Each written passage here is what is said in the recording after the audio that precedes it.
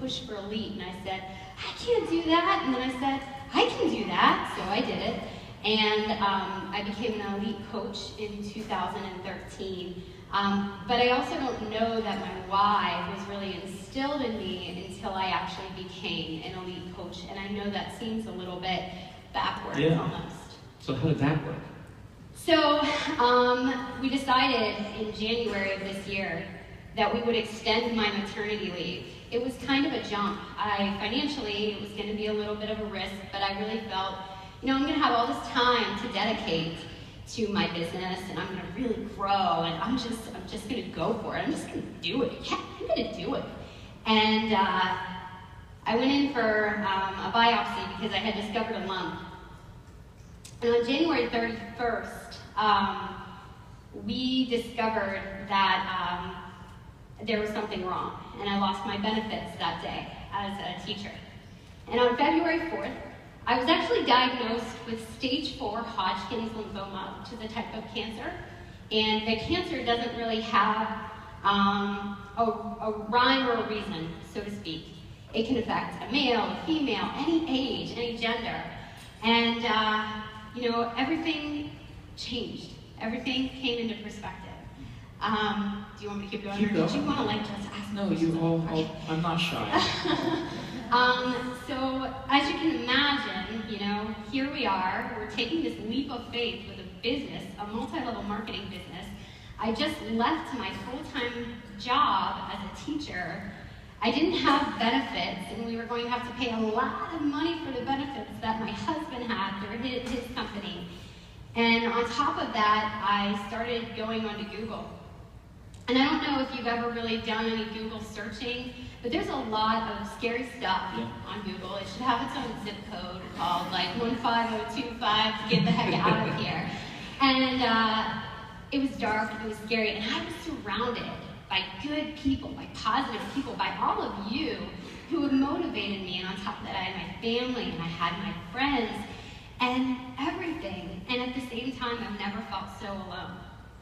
I don't know if you've ever been to that place in your life that is so dark and so scary, and you feel hopeless. I don't mean this kind of stinks, so I'm having a bad day. I mean dark to the point where you don't see a way out. And I remember those hours being the worst of my life. And I reached out to a friend and I said, I'm not teaching, I don't have my benefits, and on top of that, I'm supposed to have this job as a health coach. I said, Stacy, I've seen the pictures.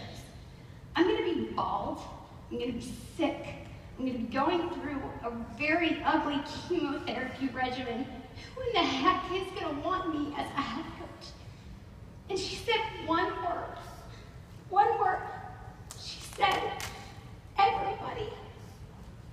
She said, everybody is going to want you as a coach. And I brushed myself off. I stopped the pity party, and I said, well, all right then, here we go.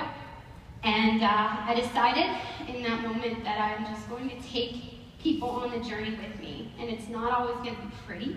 It's not always going to be, clean. It's not always going to be good.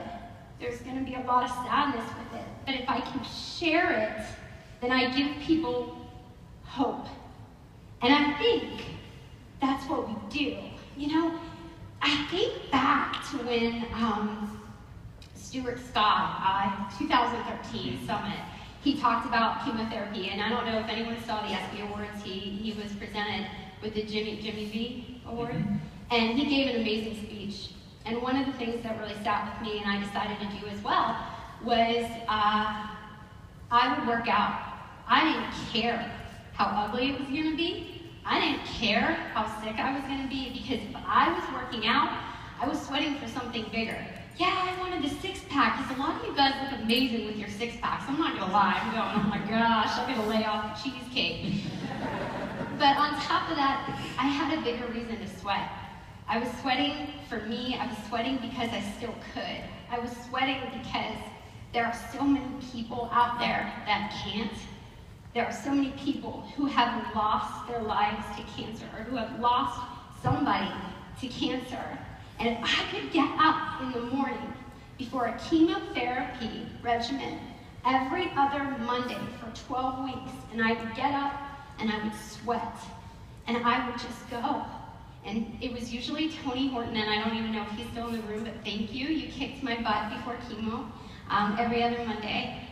And then I would get back from chemo, and I would sweat again.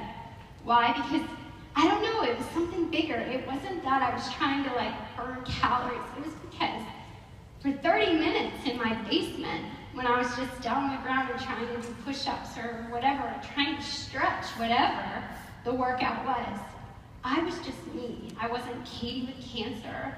I was just Katy again. And I decided that if I was doing that, and I was on Facebook and showing people, there were not many people that had an excuse not to do it. So my business changed, it shifted.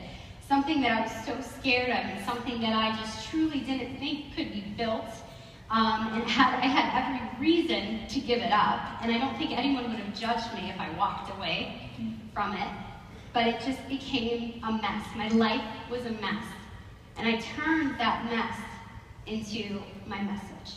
I just decided that's what I had to do. It wasn't because I necessarily wanted to do it. Nobody wants that, but it became an obligation. Because if I was going to do it, I was going to inspire other people to do it. It became my role. And that role just became the most important thing that I could possibly do. Well, you know, I know I'm supposed to be up here asking you questions, but I'm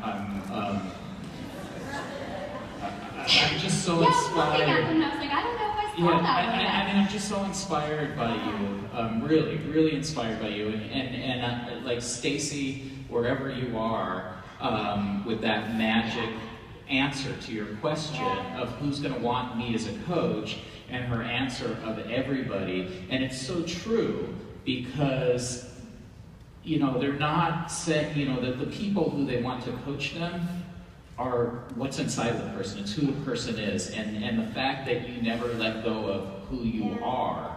Like, I just don't know, how do you do that? How did you do that? What pushed you to make that decision? I mean, I know you made the decision, but just what got you there?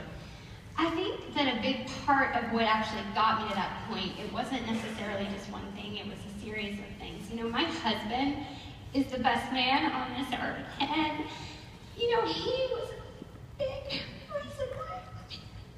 And I'm so sad he's not with me right now, but I just truly believed that I had a bigger purpose, that I had a bigger calling, and I wasn't looking to make Beachbody full-time, and I wasn't looking to, build my business to the degree that so many of you have. But what happened was, I just, day by day, I just did me. I just got down on the floor and did my push-ups, or I worked out with Sean T, and that wasn't always the best idea. I'm not gonna lie. He said max 30, and I was like, I don't know about this.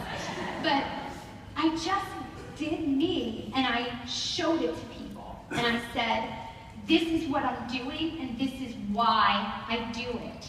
And all of a sudden, Success Club, and I'm sorry to say this, it didn't matter. An HD order didn't matter. My challenge packs didn't matter. What mattered is that I was taking people on the journey with me, and they were saying, wow, this Beachbody thing is real, and something in her is changing, and something in her is inspiring me to do more, to be more, to live more. And that is why I'm here on this stage. So, you look fantastic, you glow. Thanks. What's next for you? Okay. What's next for you? So this is so scary, and can we keep it on the DL? Because I'm still kind of scared to do this, but I am a very passionate teacher. I love my job as a 7th grade teacher. And it's been scary for me to say this, and my coach and my success partners know this. I actually have made the decision to leave the classroom, and not because I think, well, financially I'm good. It's because my role as a coach is so much bigger. And Beachbody has given me the platform to inspire people beyond the classroom, and that's what I need to do.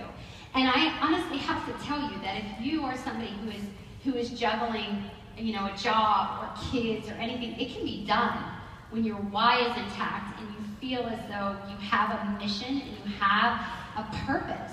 There's no reason why it can't happen. But for me, it has just become that I need to inspire people and I need to give them hope. And in order to do that to the best of my ability, I need to be able to leave the classroom. Wow, that's a big step. It's huge. So, congratulations. And Katy, I just want to say thank you. There is no doubt in my mind that you will inspire thousands, tens of thousands, hundreds of thousands of people in your role as a full-time Team Beachbody coach. And I just have to tell you, we are so proud of you and thankful that you were part of the family. Well, I am thankful and grateful. So, I am appreciative. Thank you. Ladies and gentlemen, Thank you. Katy Ursta.